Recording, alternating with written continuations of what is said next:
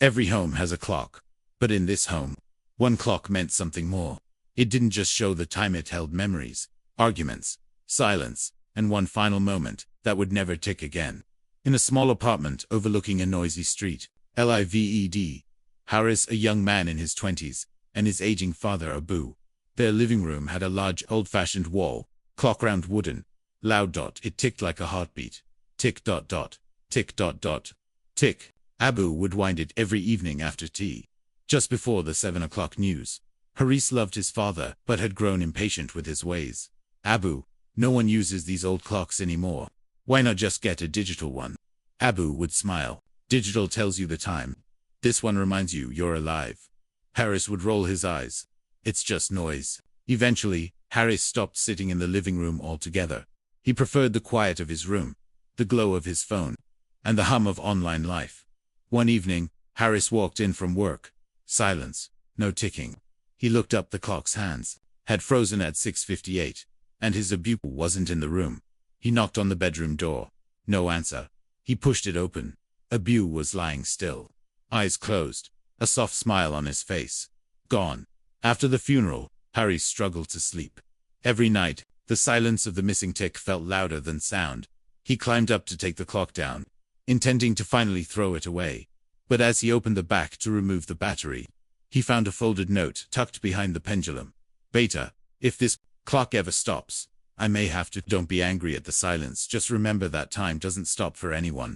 I know you never liked the sound, but I loved how it made our home feel alive. You'll realize one day that ticking is not noise, it's presence. Live fully. Love slowly. Listen more.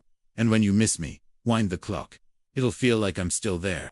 Abu Haris held the note and cried for the first time. In years, he placed the clock back on the wall. He wound it carefully. Tick, tick, tick. And with each tick, he heard more than time. He heard memories, lessons, and the voice of a man who never truly left. Now a father himself, Haris still has that same clock in his living room. His own son once asked, "Why does it tick so loud, Baba?" Haris smiled gently.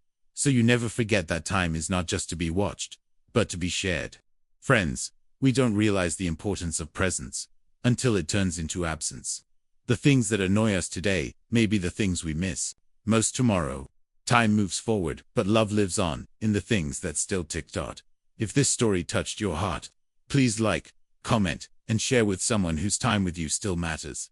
Don't wait to say what your heart feels. Subscribe. 2 stories that shine for more emotional, unforgettable stories that speak to the soul. Everyone remembered him as the Umbrella Man. He never said much.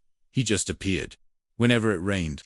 But one day, when he didn't show up, people realized he'd been covering more than just their heads. In a busy city street filled with office workers, street vendors, and school kids, there was one person everyone knew, but no one really knew. A tall, thin old man with a bent back, wearing a faded trench coat and holding a large black umbrella. He never asked for money. He never blocked traffic. He just stood on the corner every time it rained, helping others cross. If you forgot your umbrella, he'd share his.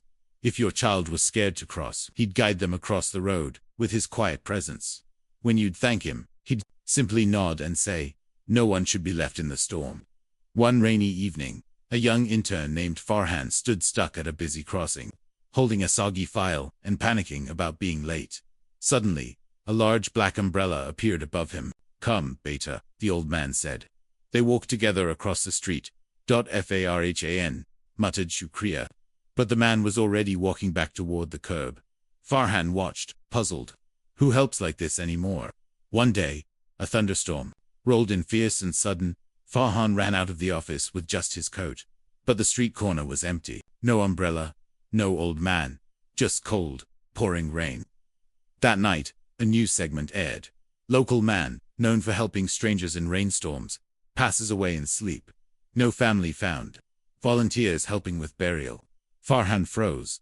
The picture flashed on the screen. It was him, the Umbrella Man. Farhan went to the cemetery expecting to stand alone. But to his surprise, dozens had gathered. A mother with her children, a school principal, even a traffic police officer. Each person held a small black umbrella. "He helped me once. He gave me shelter when I had none. He never even asked for my name." After the burial, Farhan noticed a small notebook left beside the grave. The last page had a handwritten line. I couldn't stop the storms in the world, but I could hold up an umbrella while they passed. Friends, sometimes the greatest kindness is quiet, free, and unnoticed. You don't have to fix the world. Just show up with an umbrella when someone needs it most. Be the shelter, even if just for a moment. If this story touched your heart, please like, comment, and share it with someone who has ever helped you without asking anything in return. Let's celebrate the everyday heroes. Subscribe to Stories That Shine for more emotional, life-changing stories every week. On the top shelf of the cupboard, wrapped in old newspaper, sat a brand new pair of shoes. Never worn, never returned, and never forgotten. In a quiet village lived Ian, a curious, energetic boy, and his father, Baba, a kind, hardworking tailor. Baba didn't have much, but every Sunday, he would walk with Ian to the lake, holding his little hand and telling stories about dreams, bravery, and growing up. One day, Baba promised, when you pass your final school exams, I'll take you to the city. We'll walk together in matching shoes. Like friends, Ian's eyes lit up. Matching shoes, really? Real leather, same design, same color, that's my promise. Months passed. Ian studied harder than ever. Baba worked longer hours, stitching late into the night. One evening, Ian peeked into the shop and saw Baba staring at a showbox. He was smiling. Don't tell your Amma, it's our secret, he whispered. Are they? Ian asked. Yes, mine are here. Yours will come when you pass. Ian ran home, waving his report card. Top of the class, tears of joy in his mother's eyes. But Baba wasn't home yet. That evening, a call came, a hit and run. Baba had been struck on his way back from delivering a suit. Gone, just like that. A quiet man, taken in a loud world. Days later, while Amma sat grieving in silence, Ian quietly entered Baba's small storeroom. He opened the cupboard. There they were, the shoes, wrapped in paper, labeled, for our walk. Love, Baba, only one pair. Years later, Ian grew up, moved to the city, became a school teacher. But he never forgot the promise. He never wore those shoes. Instead, he kept them in a glass case on his bookshelf with a note beside it. The journey you never took with me carried me through every step I ever walked. So friends, some promises aren't broken, they're passed on. A father's dream isn't in the shoes, it's in the strength they leave behind. Value the moments. Walk slowly, because some people walk beside us only once. If this story touched your heart, please like, comment, and share with someone whose silent dreams built your path. Don't forget the ones who stitched your future without wearing any credit. Subscribe to Stories That Shine for more heartfelt, life-changing stories.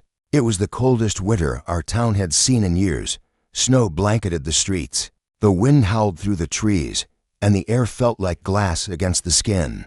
I was 12 at the time, just a skinny kid with oversized dreams and a heart full of questions. My mother, however, never seemed to feel the cold, or at least, she never showed it. Every morning, she'd wake up early, light the old kerosene stove, and pack my lunch before heading off to work at the textile mill. She didn't own much, just a pair of worn boots, a faded dupatta, and a blue sweater she wore every day. That blue sweater, I never thought much of it back then. Until one morning, the school was canceled due to heavy snowfall.